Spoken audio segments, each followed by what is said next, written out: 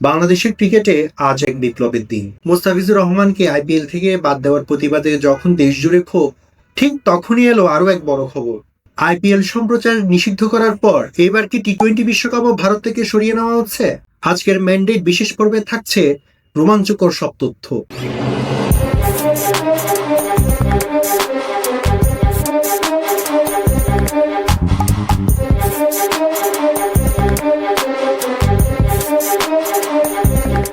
পাঁচই জানুয়ারি বিকেলে বাংলাদেশ সরকার এক ঐতিহাসিক সিদ্ধান্ত নিয়েছে। বাংলাদেশে আইপিএল সম্প্রচার নিষিদ্ধ। কারণ একটাই, কোনো যৌক্তিক কারণ ছাড়াই মোস্তাফিজুর রহমানকে স্কোয়াড থেকে বাদ দিয়েছে বিসিসিআই। আইন উপদেষ্টা আসিম নজরুল এবং সৈয়দ রিজওয়ানা হাসানের এই কঠোর পদক্ষেপে আজ দেশের প্রতিটি মানুষের হৃদয়ে জায়গা করে নিয়েছে। কোন যুক্তিতে মোস্তাফিজকে মানা করা হচ্ছে? খেলোয়াড়ই কোনো যুক্তিতে মানা করা হলে তো কোনো ব্যাপার ছিল না।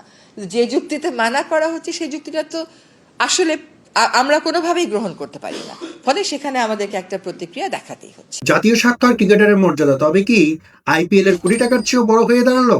বিশ্বকাপের ভেন্যু পরিবর্তন নিয়ে ক্রিকবাজ বলছে, ঘটনা কিন্তু এখানেই শেষ নয়।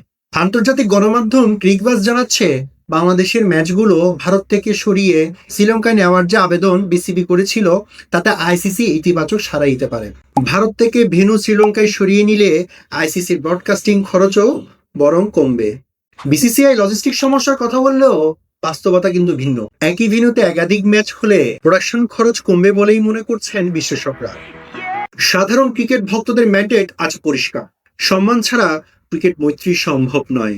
ভারতের মাটিতে গিয়ে বিশ্বকাপ না খেলার যে সাহস বাংলাদেশ দেখাচ্ছে, তা আজ বিশ্ব ক্রিকেটে নজিরবিহীন।